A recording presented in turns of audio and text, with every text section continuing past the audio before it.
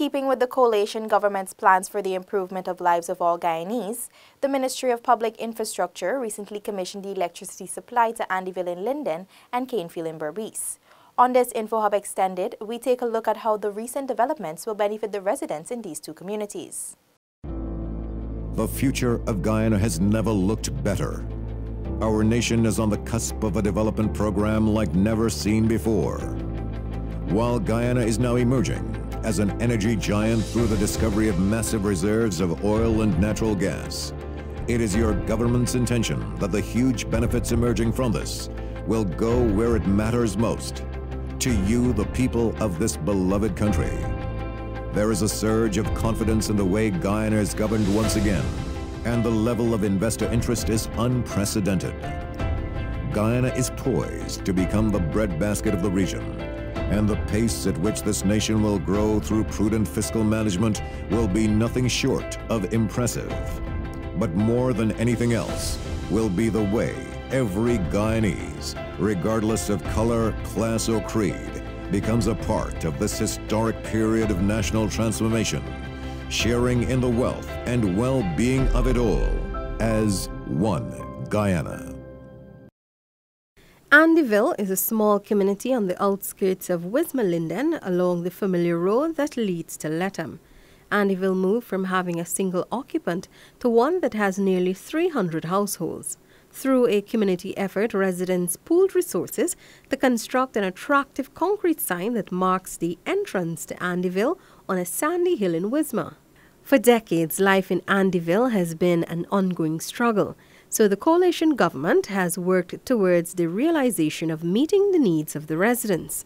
One such was the provision of potable water, which meets the fulfillment of the United Nations Sustainable Development Goal number 6. SDG 6 focuses on ensuring the availability and sustainable management of water and sanitation for all. One of the foremost plights of the community was brought into focus on Sunday, January 6, 2019, when Minister of Public Infrastructure David Patterson and Finance Minister Winston Jordan visited the community and pledged to set into motion the provision of electricity for the residents of Andyville, a basic human need that was for 20 years denied them. In a short span of 2 months since this promise, the lights were turned on in Andyville. First settling the community and the person after whom the residential area was named, Andrew Seaton expressed his excitement at the significance this moment means to him. I give thanks for the mobilization of this electricity. I give thanks to the ministers that fund the money for make it happen, and all the officials, all the other ministers and the regional chairman, all whoever support to us for get this done, I give thanks for. And it's great because it's a development for the community, the youths them today with the studies and these kind of things, you know, and I give great thanks. Community Chairman Michael Green reflected on the struggle his community has endured to arrive at this historic moment. And these is the things that people need to know. We were out there all the time fighting. Till at one time, the Vice President there, Monica Harris, she was invited to a community meeting. And she stood up and she spoke about Andyville and the stress that we're going through to get electricity. Why we can't get electricity? Everybody coming and promising we and nothing is happening for we. And look at how much people live in this area. Look how much children going to school. This is just the beginning. And I want to give thanks to everyone who have created it. Minister of Public Infrastructure David Patterson assured the residents that the coalition government is continuously focused on working on the behalf of Guyanese.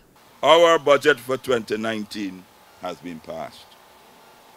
In it for Region 10, I tell you, in it for Region 10, I have over $220 million worth of roads just for the Region 10 alone. Better yet, they've all gone out to tender already. We're not going to hand out money and those things like that. We want to empower you. Minister Patterson also committed to addressing the similar predicament in one of Andyville's neighboring communities, Prosville. I want to also say to the people in Prosville, we haven't forgotten you.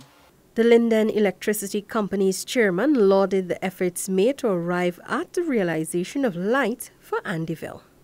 The realization of this program is a true reflection of the government, a government that is caring, one that does not make idle promises nor sterile promises.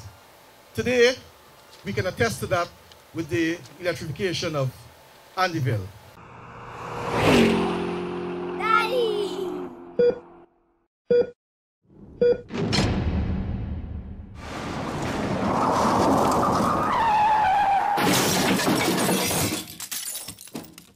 Over in Canefield, Berbice, residents have for too long been shortchanged by an engine at the power plant that was over 40 years old.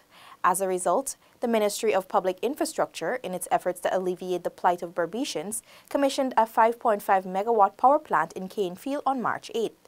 At the commissioning, Minister Patterson spoke of the importance of this upgrade. The decision to install this plant was made since 2015.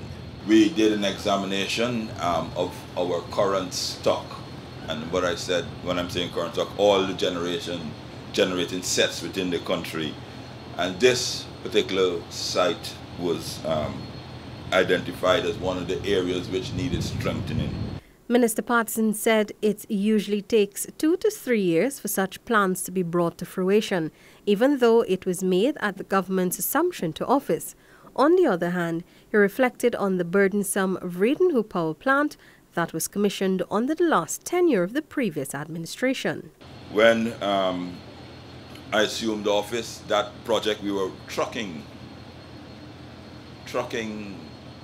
fuel to power that plant. It's something about like $10 million a month for several months. But I'm glad to say that with the team, with Ryan Ross and his team and the CEO and the rest, Mr. Homer, Mr. Marshall, we've crossed that hurdle. The Vredenhoek plant is working efficiently. We did also have an issue, in which we will continue to have an issue with the submarine cable. There is a submarine cable, but you note that it was damaged. The location is not ideal. However, we will work with MARAD and with our mariners to ensure that we don't have any more mishaps. Minister Patterson also revealed plans for 2019 within the sector as GPL continues to increase its capacity. This plant is the first of 3 plants that will be commissioned this year, this half of the year. In a week's time, we will be commissioning a plant in Anna, Regina, and Essequibo, and then shortly after that we'll be commissioning a plant in Bartica, which is in keeping with our commitment. CEO of GPL Albert Gordon spoke of the utility company's continued efforts to ensure the delivery of reliable electricity to Guyanese, and also drew into focus the significance of the newly upgraded Canefield power plant. There are plans to add another 35 megawatts of dual-fired firm capacity at Garden of Eden to supplement the DBIS. So this will not just benefit the Demerara area, but the entire Demerara-Berbice interconnected system, because the system is interconnected. Now, having the right amount of capacity is one thing, but the transmission network and the distribution network is also critical. So we have a series of projects to improve the reliability, build redundancy into the network to complement the additional generating capacity. So we've already secured funding for some of these projects, and we're actively seeking funding for the others. So for example, the line between Kingston and Sophia, which is very critical to the overall network, we had 6 overall system shutdowns due to the failure of that line over the last couple of years.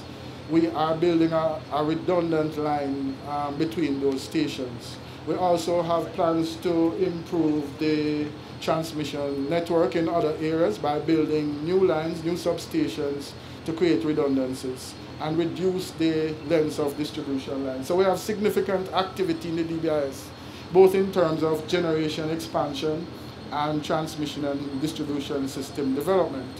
So with those, for the next 3 years, we expect to continue to improve on what has been done so far with the existing system.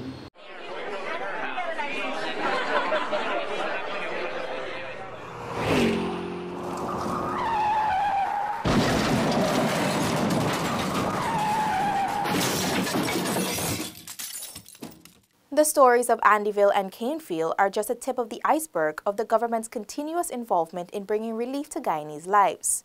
Many of the communities that may have been classified as forgotten due to neglect under the previous administration are at the forefront of the government's agenda for major development. This has been another edition of InfoHub Extended. Thanks for watching. Goodbye.